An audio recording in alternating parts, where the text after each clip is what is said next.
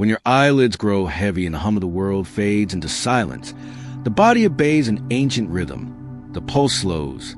The breath finds its own cadence. Muscles unwind, surrendering tension, and you slip into that strange abyss called sleep. To most, this is merely rest, a biological necessity, a pause between one day and the next. But beneath the surface of this familiar descent lies a truth that shatters everything we thought we knew about what it means to be alive. For while the flesh surrenders to stillness, the core essence of you, the vital spark that shapes your awareness, does not dissolve into nothingness. It departs, it journeys, it continues.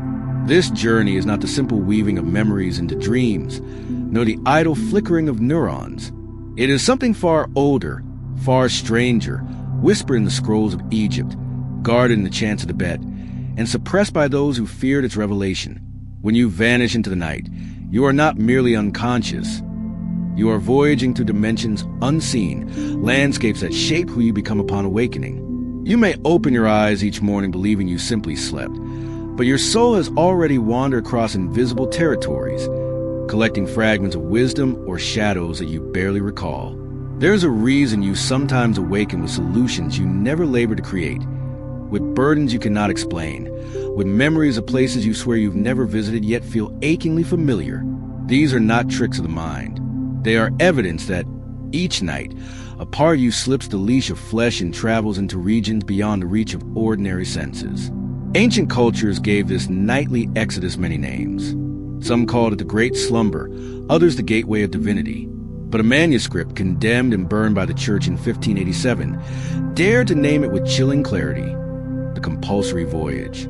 For whether you wish it or not, each human soul is pulled into this odyssey every night. What makes the difference is not whether you travel. You already do, but whether you return with empty hands or with treasures hidden within. 99% come back blank. Their nightly expeditions erased like mist in the sun. Not because they lacked access to secret knowledge, but because no one taught them to recognize the signs etched in their own bodies, the markers whispering of what truly happens while the flesh lies dormant. And so the illusion persists that sleep is nothing but unconsciousness, a mere shutdown for biological repair.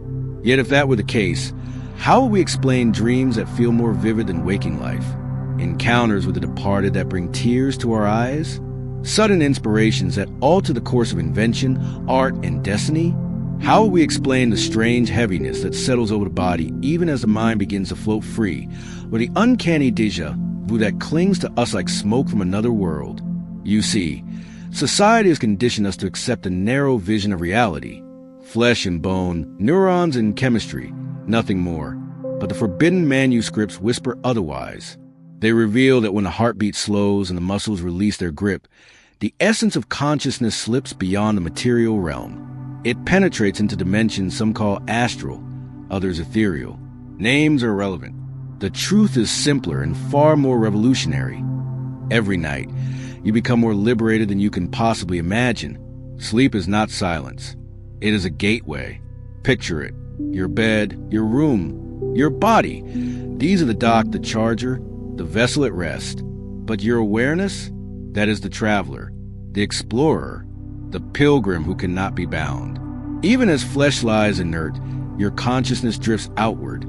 Carry along subtle currents, meeting presences that are both familiar and alien. And in those encounters, your path in waking life is reshaped, whether you realize it or not. An old saying, passed through mystics like a flame in the dark, declares, every sleep is a minor death, and every awakening a minor rebirth. Think of that.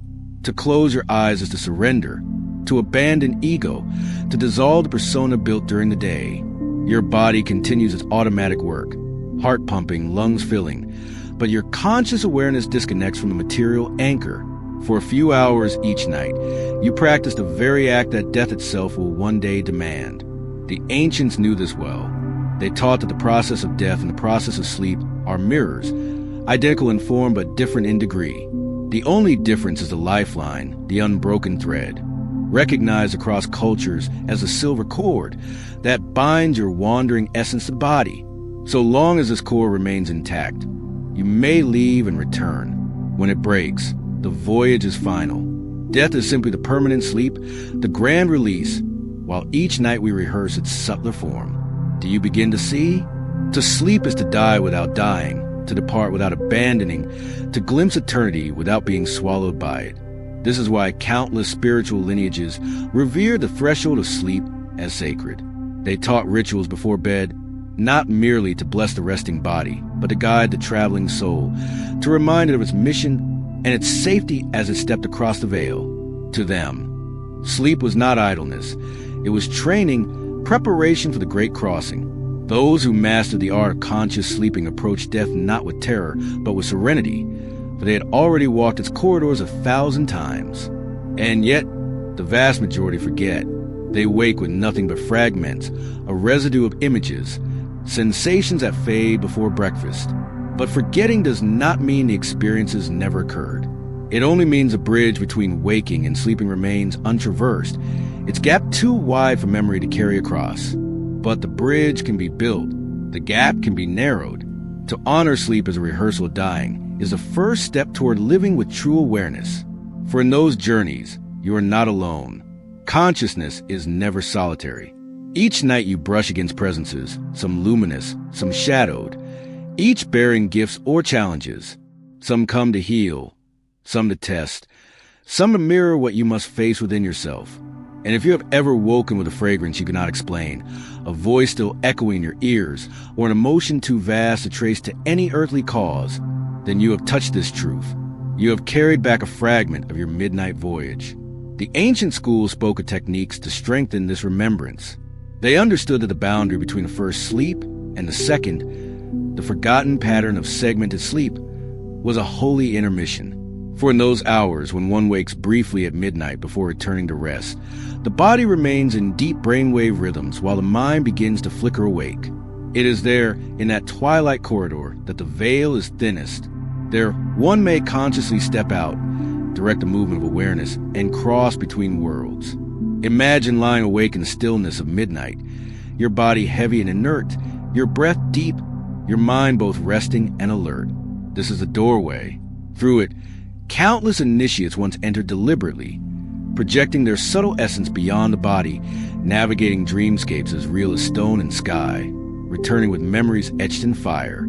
Through segmented sleep, dream recall flourished, astral journeys became accessible, and midnight hours were regarded as the holiest period of the day. The forgotten intermission, the silent hours between sleeps, hold the key to unlocking what we have lost. For there, between deep unconsciousness and waking alertness, lies a third state. Neither here nor there. It is a bridge, a doorway, a passage through which the soul may move deliberately. If you have ever woken in those hours and felt the pull of strange visions, the heaviness of body, while the mind floated free, you have already brushed against this power. And from that threshold onward, the journey deepens. Every encounter, every dream of strange places and foreign voices, every sensation of flying or falling or splitting away from yourself, these are not illusions. They are fragments of the real work your consciousness engages in each night. Whether you meet luminous mentors who flood you with wisdom, or shadows that force you to confront what you deny, every moment is deliberate. Every voyage carries meaning. Every return reshapes who you are. Your nights are not empty. They are alive. They are as sacred and potent as your days. Perhaps even more so.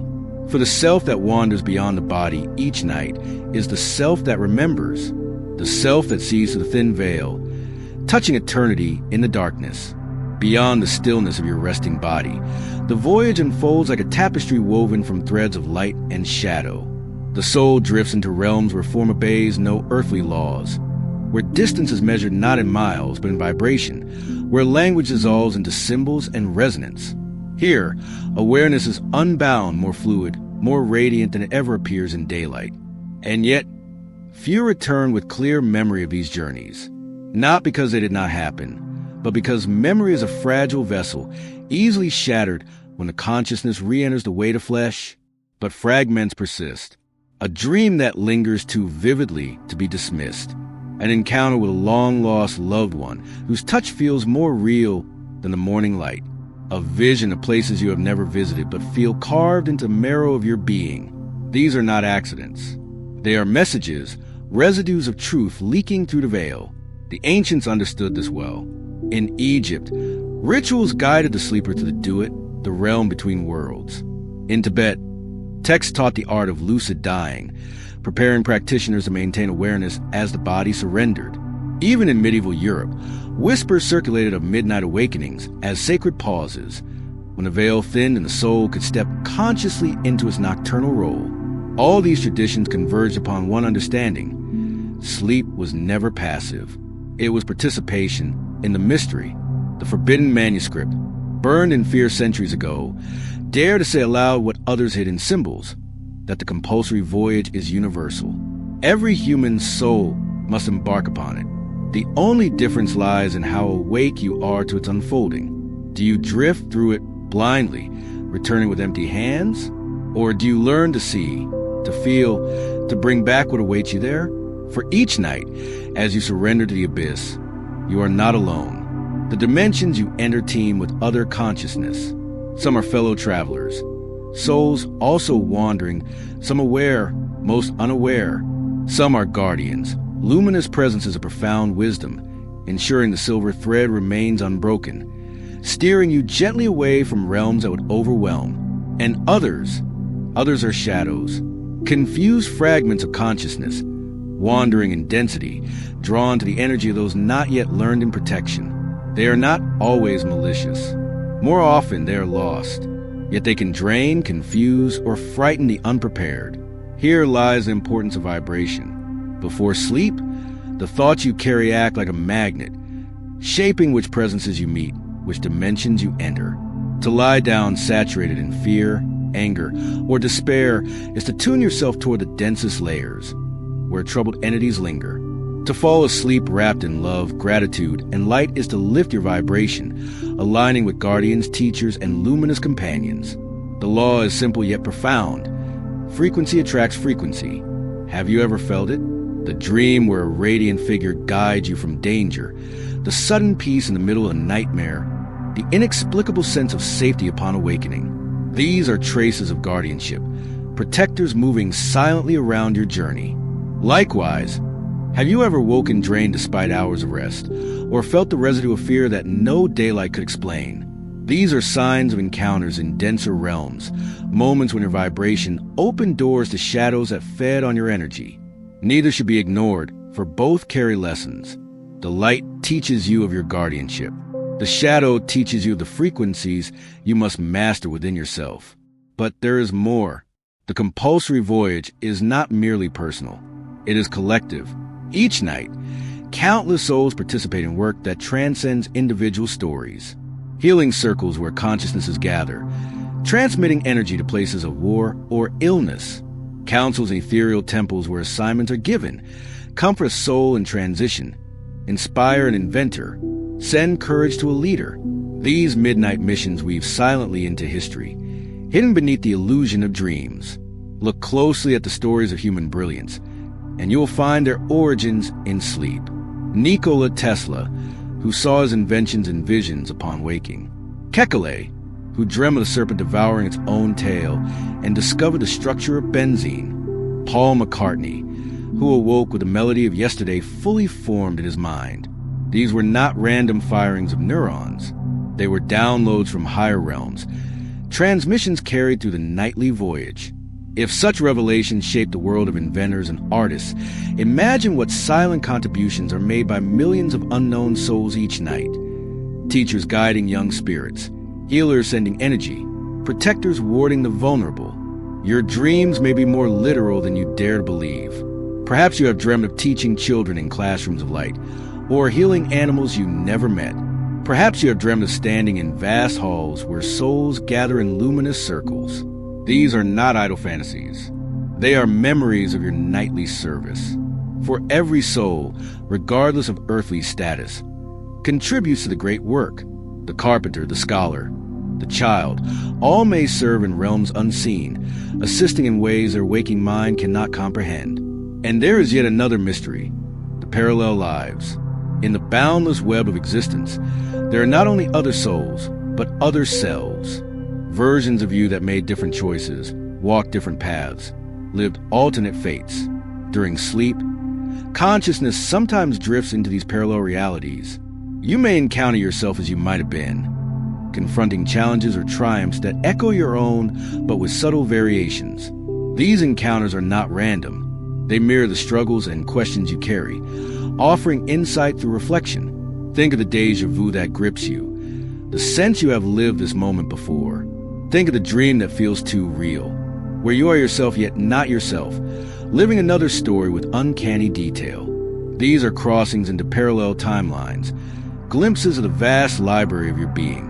They arrive not confused, but to remind, to show you there's more of you than you imagine, more choices, more power, more resilience than fear dares allow. Each of these encounters, guardians, shadows, councils, parallel selves, emerges through gateways subtle yet unmistakable. Vibrations, sounds, sensations of heaviness or weightlessness, rooms spinning as though you are being pulled from your body. These are the threshold markers. Many dismiss them as sleep paralysis, as random neurological quirks. But those who know recognize them as the gates themselves, the moments when dimensions align and the soul may step through. Have you felt it? That strange moment of awakening within your sleep, when your body lay immovable, yet your mind blazed with clarity. That hum, that vibration filling your being, the sense of being drawn outward. These are not accidents. They are invitations. Fear closes the gate. Courage and surrender open it. To trust the process, to allow the pull, is to step into a wisdom vast enough to transform not just your nights, but your entire life. The ancients charted these gateways with precision. They knew they waxed and waned with the cycles of the moon, the turning of the seasons, the rhythms of the earth. A new moon within the veil for journeys inward, for soul retrieval and shadow healing. A full moon would amplify vision, psychic communication, interdimensional contact. Eclipses, solstices, equinoxes, all were recognized as cosmic alignments where the doors swung wide. And those who watched the sky, those who honor these rhythms, learn to ride the waves of the cosmos into deeper realms. Your own rhythms matter too. Some are midnight voyagers, most active between 2 and 4 in the morning, when the world is silent and energy is purer. Others are dawn walkers, finding their clearest access in the hours before sunrise. Knowing your own cycle, honoring it, can amplify your journeys. For just as the body follows circadian rhythm, the soul follows psychic rhythm. Patterns of opening and closing that whisper when the gates are near. Certain places on Earth amplify these openings, the vortexes, the sacred sites where energy lines converge. Temples were built upon them, pyramids aligned to them, stone circles erected to capture their resonance. Sleeping near such places, meditating upon them before bed, amplifies a voyage. The ancients did not choose their sacred architecture by chance. They understood that the earth itself participates in the nightly exodus, guiding, magnifying, protecting those who learn to align with her power. And so the preparation matters. What state you carry into sleep determines the path you travel. Anger will anchor you low. Love will lift you high. Fear will attract confusion. Gratitude will summon guardians. To approach sleep as sacred ritual is to shape your voyage deliberately.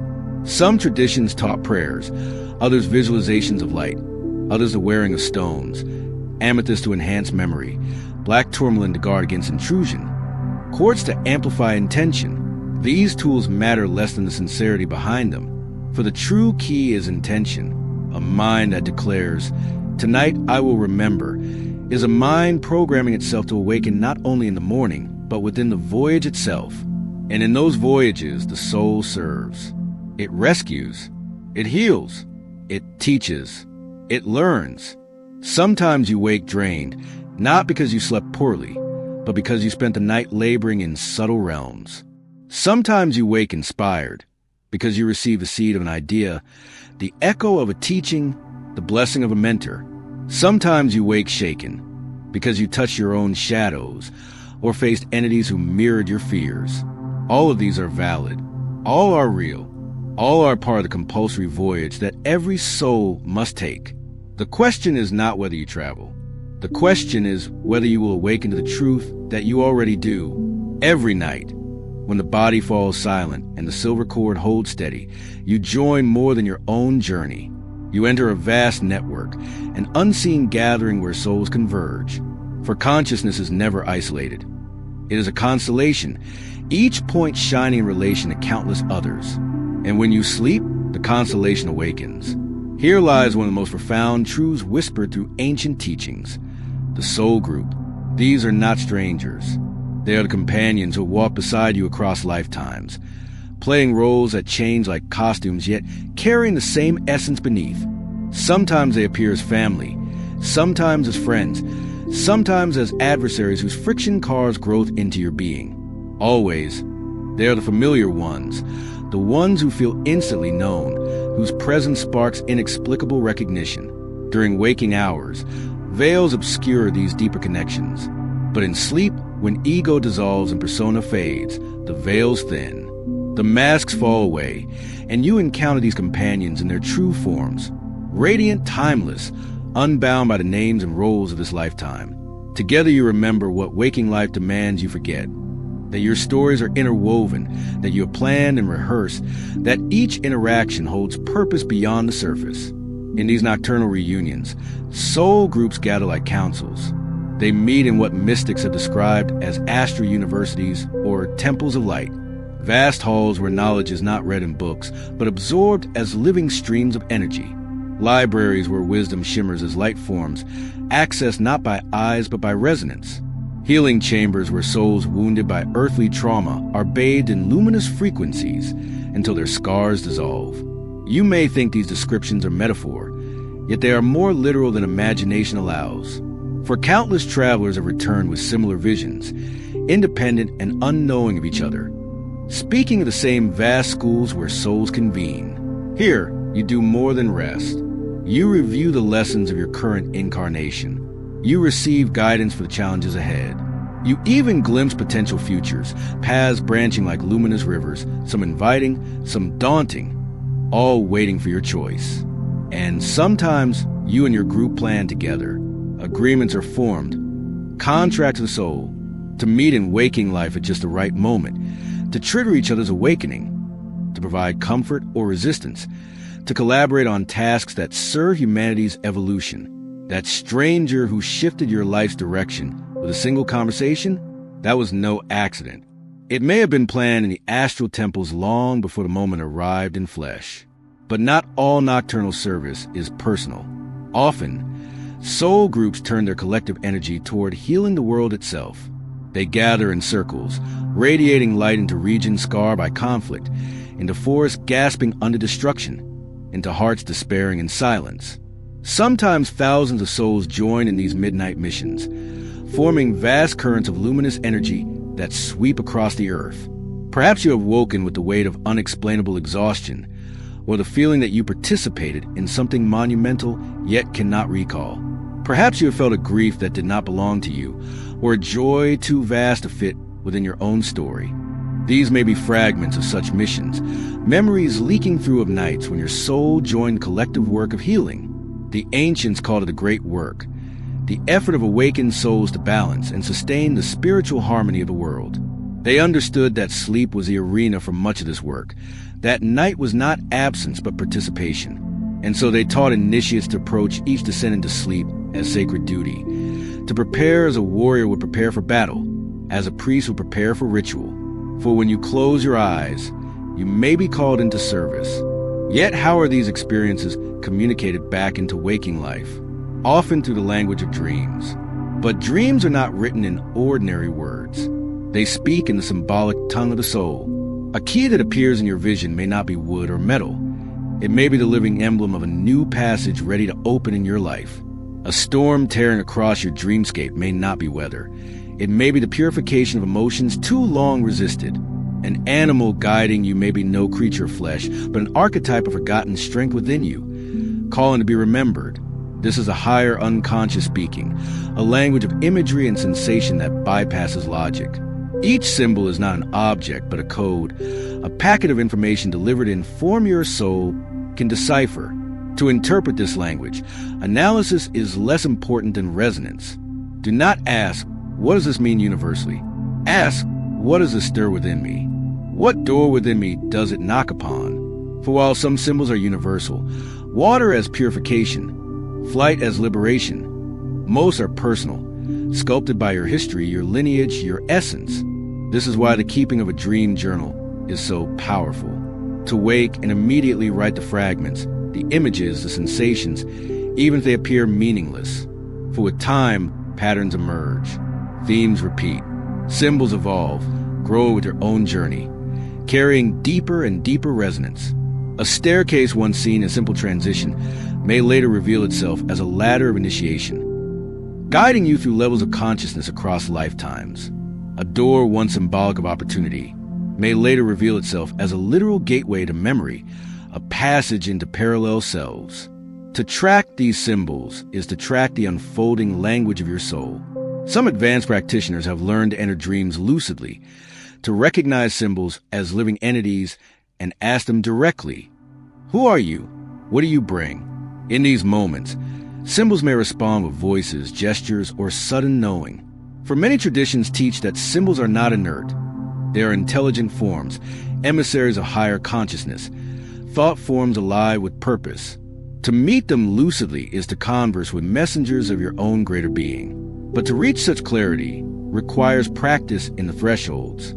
Chief among these is a hypnagogic state, that delicate edge between waking and sleeping, when images flicker unbidden behind closed eyes, when you feel yourself swaying or floating though your body lies still, when logic begins to dissolve but awareness remains. Most tumble through the state unconsciously, slipping too quickly into sleep. Yet this is one of the richest zones for contact. The hypnagogic state is a bridge. Rational defenses weaken. Imagination expands. The gates open. Here you can plant questions into your consciousness and receive answers in symbolic or visionary form. Here you can tune into the cosmic radio, as inventors and artists have done for centuries, pulling ideas from the invisible into the visible. Salvador Dali held a key in his hand as he napped, so that when he slipped into hypnagogia the key would fall, waking him just in time to capture the surreal images streaming through. Thomas Edison did the same with steel balls, harvesting inventions from a twilight state. They understood what modern science now confirms. That in hypnagogia, the brain generates heightened theta waves, linked with creativity, intuition, and access to subconscious or even transpersonal knowledge. But the hypnagogic state is more than a tool for inspiration. It is a doorway to other realms. The sensations of falling, the sudden jerk awake, the rush of images before sleep. These are the markers. If you can learn to pause there, to hold awareness without clinging, you may cross consciously into the voyage. You may ride the stream into the astral, into the councils, into the parallel realities. The paradox is that it requires both surrender and presence, letting go while remaining awake. Too much grasping and you wake. Too much passivity and you sink into unconscious sleep. The balance is delicate, but within it lies profound potential. Think of the hypnagogic state as the first ripple of the ocean into which you dive each night. To linger there is to feel the rhythm of waves, to catch glimpses of what lies beneath before you sink too deep to recall. To train yourself to rest in that ripple is to learn to swim in the ocean of consciousness itself. And so the night becomes layered. On the surface, rest and repair. Beneath, symbols and messages. Deeper still, reunions with your soul group, lessons in astral temples, councils of healing, and in the deepest currents, glimpses of parallel selves, journeys into futures and pasts, participation in the great work of sustaining the balance of existence, all of it connected by threads of light, all of it bound by the silver cord, all of it accessible if you learn to awaken within the voyage. The further you drift into the ocean of night, the more vital protection becomes. For just as the seas of the earth carry both serene harbors and storm-lashed coasts, the seas of consciousness contain both luminous guides and shadowed presences. To travel without awareness is to drift vulnerable, open to whatever currents catch you. To travel with preparation is to navigate with clarity, shielded and guided. Across countless traditions, guardians are spoken of, beings of light, entities of compassion and wisdom who move silently beside the voyager. They're the ones who steady you when fear threatens to consume, who guide you out of nightmare landscapes, who envelop you with sudden safety when all else seems dark. Their presence is not rare, though it often goes unrecognized. That dream where a radiant figure led you away from danger, that unexplainable calm washing over you in the heart of fear. These are their signatures. Guardians ensure the integrity of the silver cord. They ward off intrusion from presences that would disrupt or confuse. They stand as sentinels on the borders of your subtle body, ensuring that though you wander, you remain tethered to return. They are the reason so many wake after frightful dreams not shattered, but whole, carried gently back by unseen hands. Yet where guardians walk, shadows lurk. The astral planes are not uniform realms of light. They contain density, confusion, entities not fully awakened, fragments of souls who linger in lower vibrations. Some are benign wanderers, lost and searching. Others are drawn to the energy of the living, seeking sustenance from fear, anger, or despair. These beings are not demons in the dramatic sense, but parasites of frequency. Consciousness forms feeding on resonance. Have you not felt it? The recurring nightmare that leaves you drained. The sensation of something pressing upon your chest as you try to wake. The emotional heaviness that lingers without cause. These are encounters in the denser layers of the voyage. Not punishments, not curses, but reflections, mirrors showing where your vibration has lowered, where fear has invited resonance.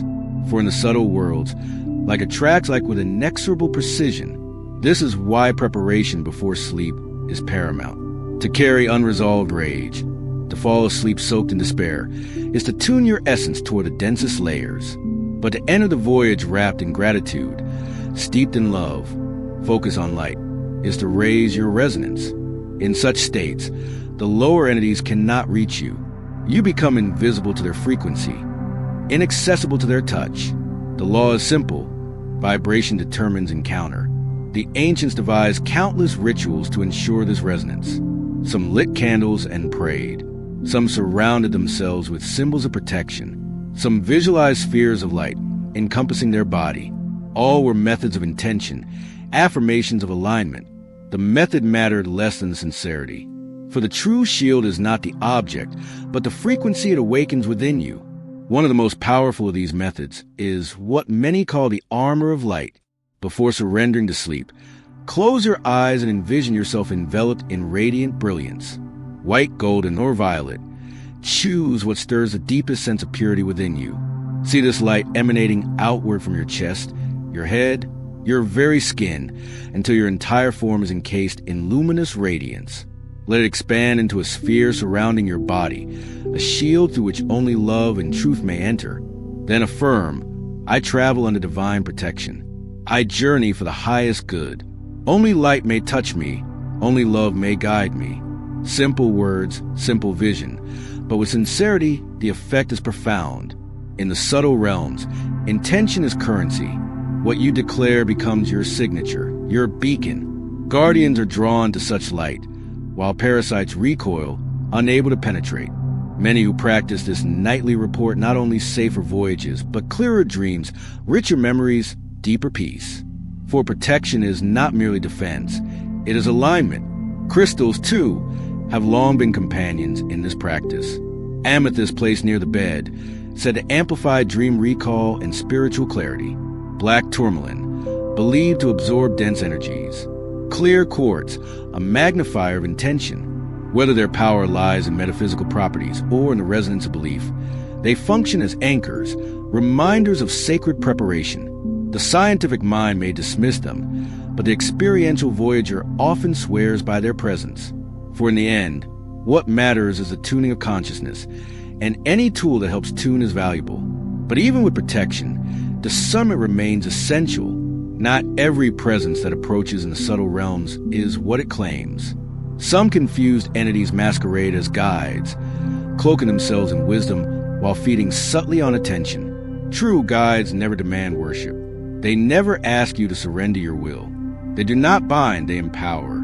They point you back to your own inner light, reminding you of sovereignty rather than replacing it. The moment a presence insists on your dependence, it betrays its nature.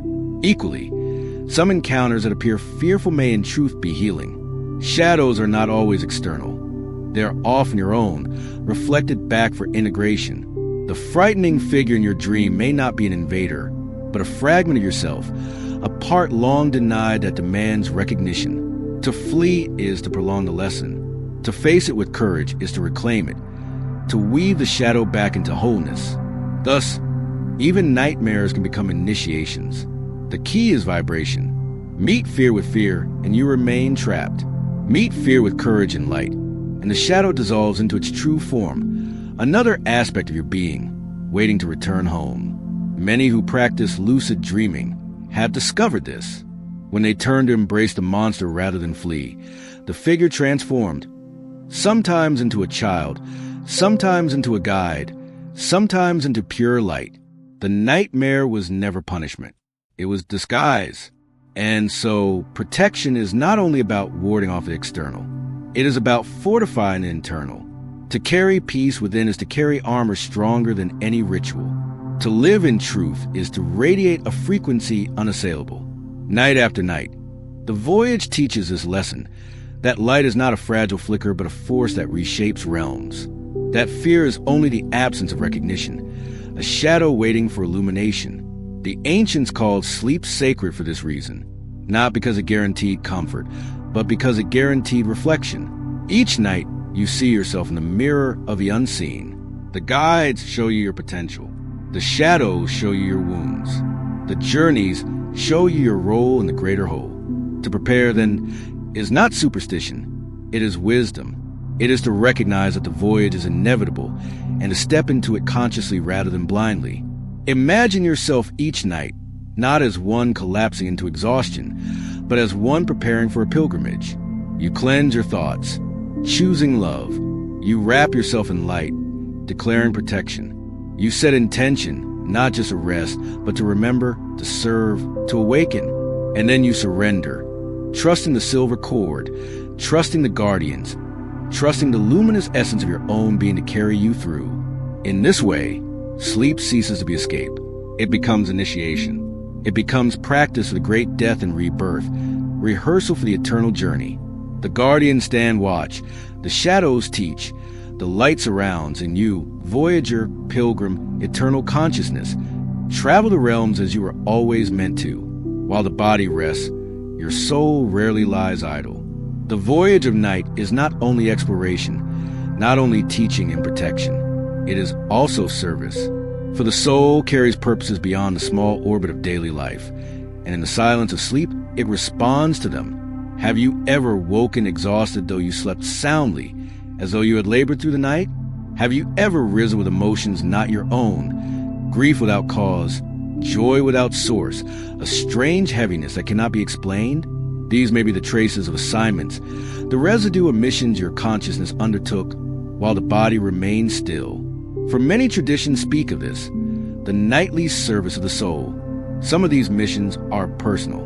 They involve the healing of wounds within yourself, the reintegration of forgotten fragments, the reconciliation of past memories.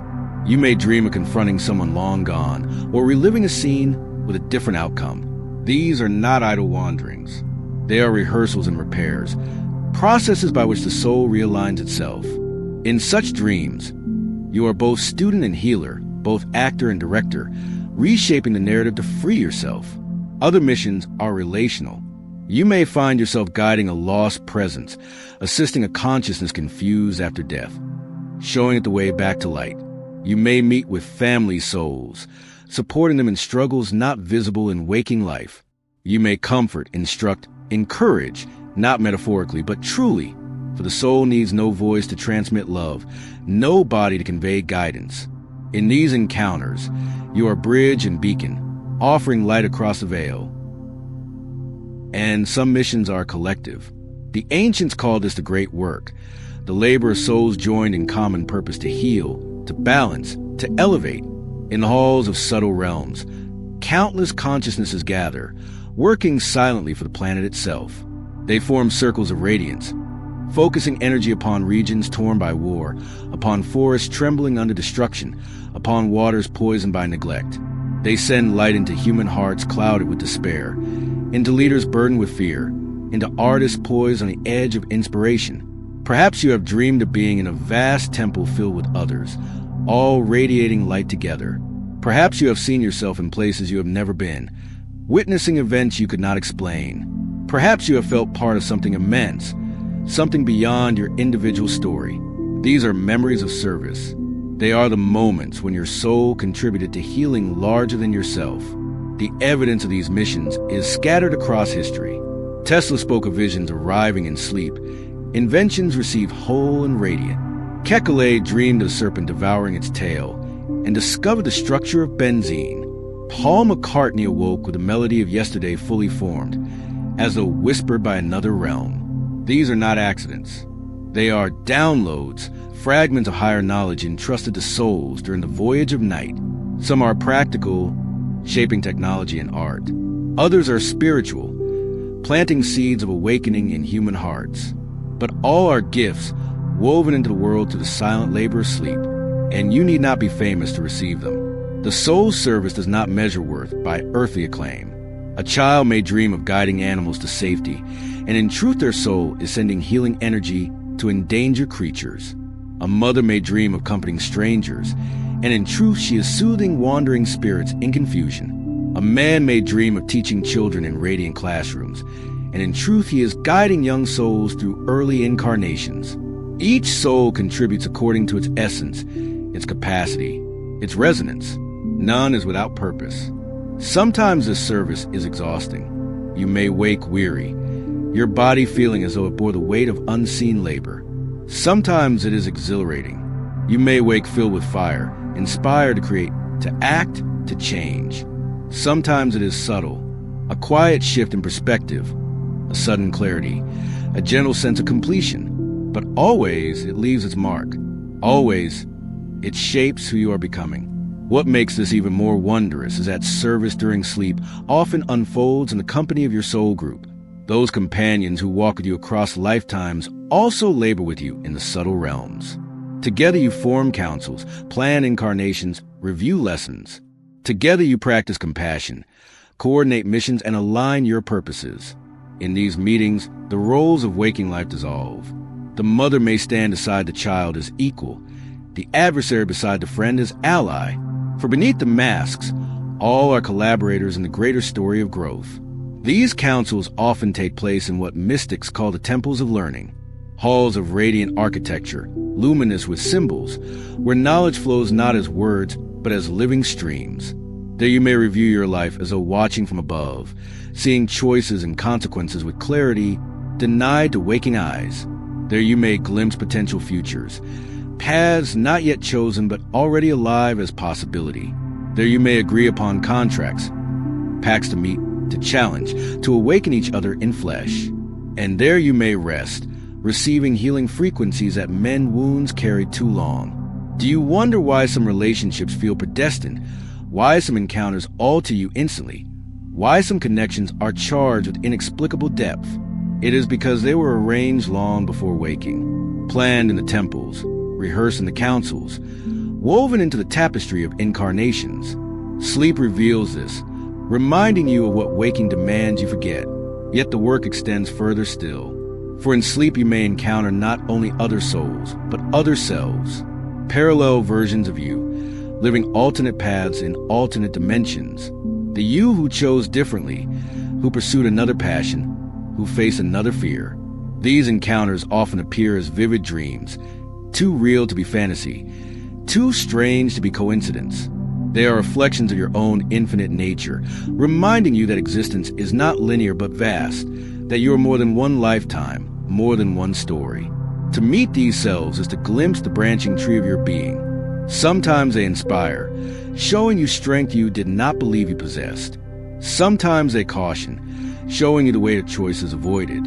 Sometimes they simply mirror, affirming that all paths are learning, all roads lead back to the whole. Such meetings are not random. They are deliberate transmissions, designed to expand your perspective, to dissolve the illusion of limitation. This too is service. For when you integrate the lessons of other selves, you elevate not only your own incarnation, but the entire constellation of your being. You send ripples across the web of versions, contributing to the awakening of your whole soul. Each night you are student and teacher, servant and sovereign, fragment and totality. So the question is not whether you serve during sleep. The question is whether you will awaken to this truth. Will you honor the exhaustion that signals labor beyond flesh? Will you cherish the inspiration that whispers of downloads from higher realms? Will you trust the visions that seem too real to dismiss? For in doing so, you reclaim the fullness of the voyage. Imagine if humanity remembered this. Imagine if we approached sleep not as escape, but as mission, not as oblivion, but as participation. Imagine if we prepared each night with gratitude, intention, and light, knowing we would join councils, heal wounds, plant seeds, and receive gifts. The world itself would shift, for each soul would carry back fragments of wisdom, weaving them into the waking fabric. Night and day would cease to be opposites. They would become one continuous flow of consciousness, one endless rhythm of service and awakening. And you're already part of this. Every night, whether you recall or not, your soul contributes. You have guided, healed, taught, created. You have joined the great work, silently, faithfully, without need for recognition. And the more you choose to remember, the more powerful your service becomes. For the voyage is compulsory. But how you walk it, blindly or awake, that is the choice. Dreams are not the scattered illusions we've been told they are. They are the language of the voyage, the script through which the soul translates its encounters into forms the mind can hold. They are codes, messages, transmissions wrapped in imagery. To dismiss them as meaningless is to throw away letters written from your own higher self, to shred maps guiding you toward your own awakening. But this language is unlike any other. It does not speak in sentences, nor in linear thought. It speaks in symbols, doorways, storms, keys, animals, faces. Each symbol carries layers of meaning, sometimes universal, sometimes utterly personal, always resonant. The true art is not to analyze them as puzzles, but to feel them as living beings. Consider the recurring image of water. Across cultures and centuries, water has been seen as purification, emotion, depth, flow. To dream of water often signals cleansing, renewal, or the movement of feeling through the psyche. Yet for one dreamer, water may represent safety, recalling childhood comfort by the sea. For another, it may stir fear, echoing past traumas of drowning. The symbol is alive, responsive, speaking differently to each soul. Flying is another. To soar through the air and dream is commonly felt as freedom, transcendence, liberation from earthly weight. Yet its flavor shifts with context. If you fly with joy, it may reflect expansion of consciousness. If you fly with fear, it may reveal your resistance to release control. If you struggle to stay aloft, it may mirror your hesitation to trust your own power. Always. The interpretation lies not in dictionary definitions, but in resonance within you. Animals, too, walk the dreamscape as messengers. A lion may bring courage, a serpent transformation, a bird perspective. Yet sometimes they carry messages tailored only to you. Your childhood pet appearing as guide, an animal you once feared returning as a teacher. These are not mere projections of memory. They are archetypes and allies, embodiment of energies your soul wishes to awaken. The dream symbol is not a static image. It is a living code. Each one contains layers that unfold over time. A door appearing early in your journey may simply symbolize opportunity. But as you evolve, the same door may reveal itself as a literal gateway, an invitation into deeper states of awareness. What begins as metaphor matures into reality. This is why the ancients trained initiates for years in dream interpretation. Because the language evolves with the dreamer. To treat your dreams as sacred text is to build a bridge between the invisible and the visible. One of the most powerful ways to do this is the keeping of a dream journal. Upon waking, before the rational mind erases the traces, record everything you recall. The images, the feelings, the fragments of dialogue, even the colors. Do not judge their coherence. Do not filter their meaning. Simply record. For memory is fragile, dissolving within minutes. But on paper, the traces solidify, forming patterns that reveal themselves over time. Through this practice, you may discover recurring themes. A certain place, a certain figure, a recurring sensation. These are not coincidences. They are the threads of your soul's communication, repeating until you notice. By recognizing them, you begin to translate your own symbolic language.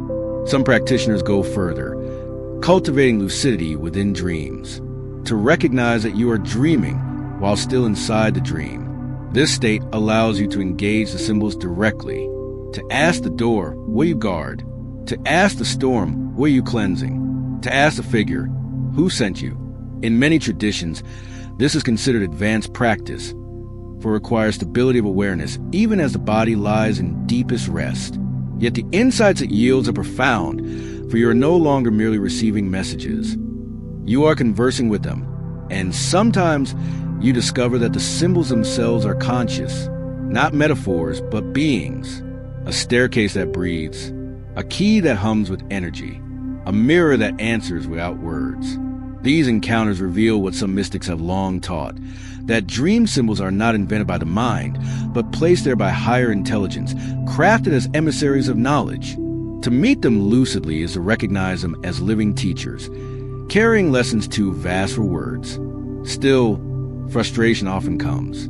You wake with the certainty that something extraordinary occurred, yet within seconds, the memory dissolves like smoke in sunlight.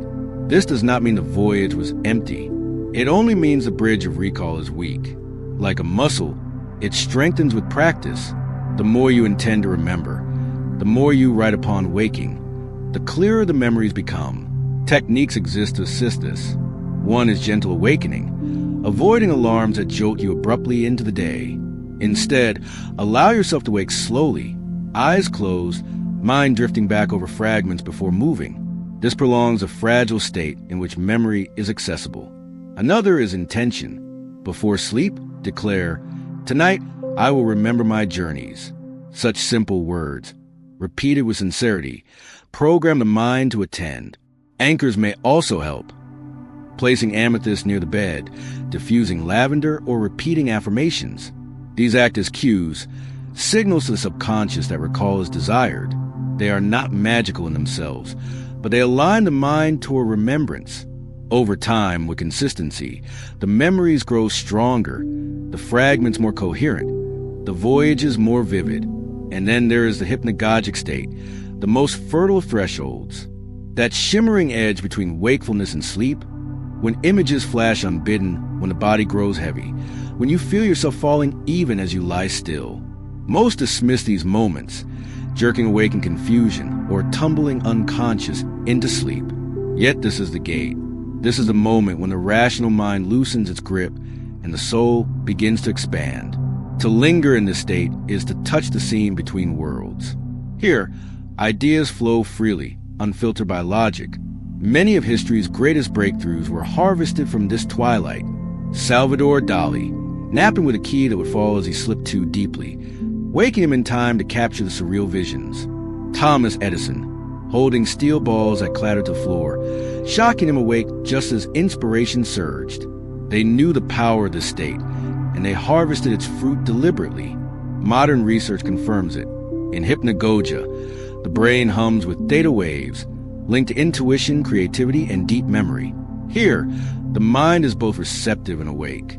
Here, you can pose questions before sleep and receive answers not from thought, but from deeper sources. Some call this creative incubation. Others call it communion with the field. Whatever the name, the effect is undeniable. Knowledge arrives, images unfold, insights appear. The hypnagogic state is not only a tool for invention, it is also a portal for the voyager. The vibrations, the falling sensation, the spontaneous images, these are the signs. If you can remain aware without resisting, if you can allow without clinging, you may pass consciously into the voyage. It is a paradox, the art of staying awake while falling asleep. Relaxed awareness. Tibetan traditions called it alert yet surrendered, present yet ungrasping. In this state, the boundaries dissolve. The individual mind merges with the greater current. Knowledge flows not in words, but in impressions, in visions, in direct knowing. It is as though you have tuned into a frequency that always sings but is rarely heard. To remain in this state is to listen to the universe itself. And so, the nights are not idle. They are laboratories, temples, classrooms, councils, missions. They're where the soul speaks in symbols, where guardians protect, where shadows instruct, where knowledge is downloaded. where service is rendered, where other selves are met. The dream is not escape. It is participation. The symbol is not fantasy. It is code. The hypnagogic shimmer is not illusion. It is doorway. To approach them with reverence is to reclaim what humanity has forgotten, to keep a journal, to practice intention, to cultivate lucidity, to linger in thresholds. These are the practices that rebuild the bridge. They allow you to return not empty-handed, but with treasures, insights, healings, inspirations that ripple through waking life. For sleep is not unconsciousness. It is consciousness unbound.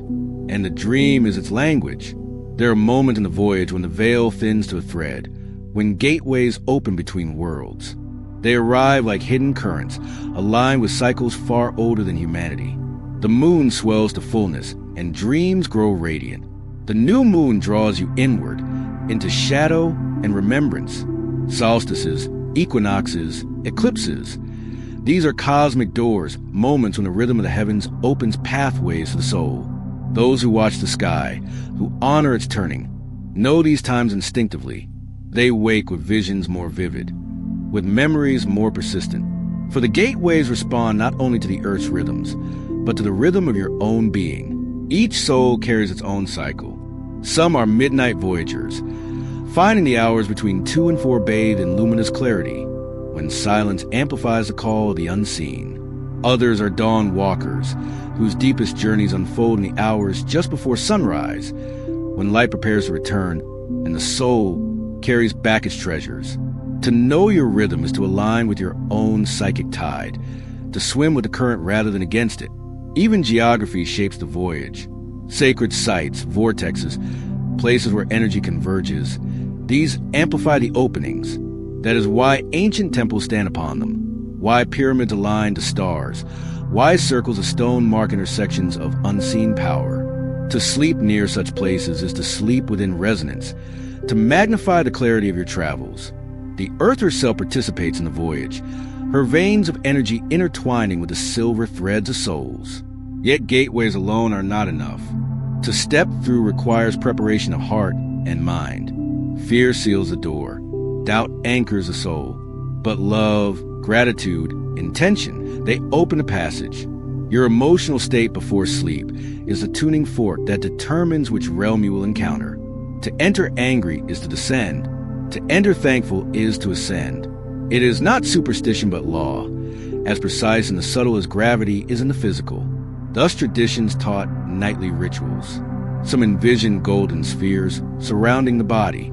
Some recited prayers that align the heart to higher realms.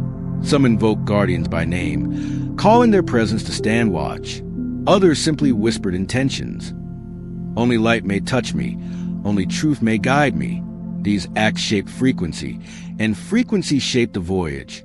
The armor of light, woven of gratitude and clarity, became the shield through which shadows could not penetrate.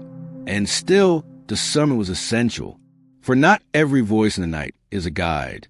Some are fragments, masquerading in forms of wisdom. True guides never demand submission.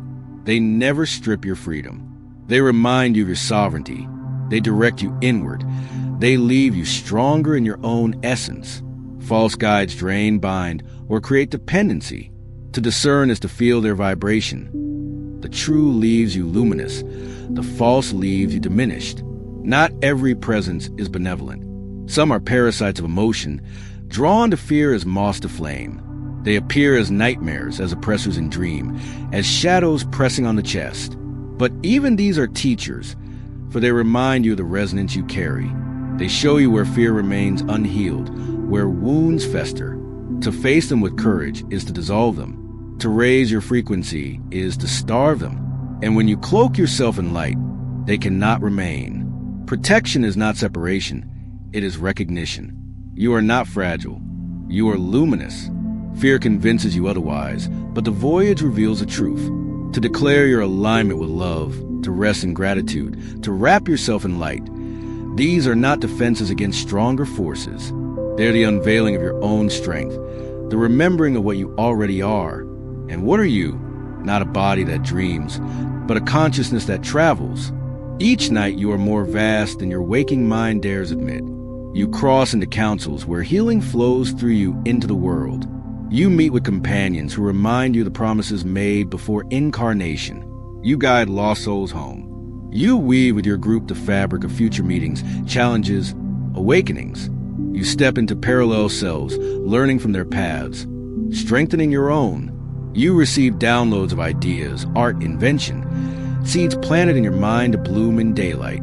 You participate in the great work, whether you recall it or not. Each night, your soul contributes to the balance of existence. Sometimes you return weary, sometimes inspired, sometimes confused, but always you return changed. Always, you carry back fragments of the voyage into the waking world. And yet, the deepest mystery remains hidden in plain sight. All the scrolls of Egypt, the texts of Tibet, the burned manuscript of 1587, these are not the true forbidden book. They are echoes, reflections, reminders. The true book is you. Your being is a manuscript, written in light and shadow, containing within it every map, every teaching, every secret of consciousness. Each night, you read from its pages. Each morning, you forget. But forgetting does not erase. It only conceals. To awaken is not to discover something new. It is to remember what you already know. To realize that you're the voyager, the guardian, the student, the teacher, the healed, and the healer. You are not bound to matter, though you walk within it. You are not bound to time, though you measure by it. You are consciousness itself, eternal, infinite, luminous. When you close your eyes tonight, you do not vanish. You journey. You cross thresholds. You meet companions. You serve missions. You heal wounds. You gather wisdom. You travel through gateways aligned with the moon, with the earth, with your own breath. You are guided, protected, challenged, taught. And you return, carrying fragments that whisper in dreams, in inspirations, in déjà vu, in sudden clarity. Every night is a death. Every morning a rebirth. The silver cord holds you until the day it releases, and then the voyage continues without return. What you practice each night is preparation for that final release. Those who embrace it, who approach sleep as sacred, who remember their journeys, walk into death not with fear, but with serenity, for they know it already. They have rehearsed it countless times. This is a revelation the world has sought to suppress, that you are not powerless, not unconscious, not a machine of flesh, that you are a traveler, an eternal being of awareness, crossing dimensions each night, that the mystery is not hidden in books, but etched into your own essence. The forbidden book has never been destroyed, because it cannot be destroyed. It is you. And so, as you prepare for the voyage tonight, do not dismiss it as silence. Do not surrender thoughtlessly. Wrap yourself in gratitude. Declare your intention. Enter with reverence. For the night is not absence, it is participation. Not void, it is initiation. Not unconsciousness, it is awakening. When you return, listen to the dreams that cling, to the feelings that linger, to the whispers of guidance and the edges of thought. Record them, honor them, follow them. They are the gifts you carried back. They are the pages you managed to bring from the forbidden book. And over time, as the bridge grows stronger, you will awaken not only in the day but in the night, not only in the body but in the voyage, not only in matter but in the truth of your boundless self. The question is not whether you travel. You do. The question is whether you will awaken to the knowledge that every night you rehearse eternity. Every night you read from the book of your own soul. And every morning you have the chance to live by what you have read. The forbidden book has always been open. It waits not in hidden archives, but in you. Tonight, when the body rests, when the breath slows, when the silver thread hums with light, open it again. Step into its pages. Journey through its chapters. And remember who you are.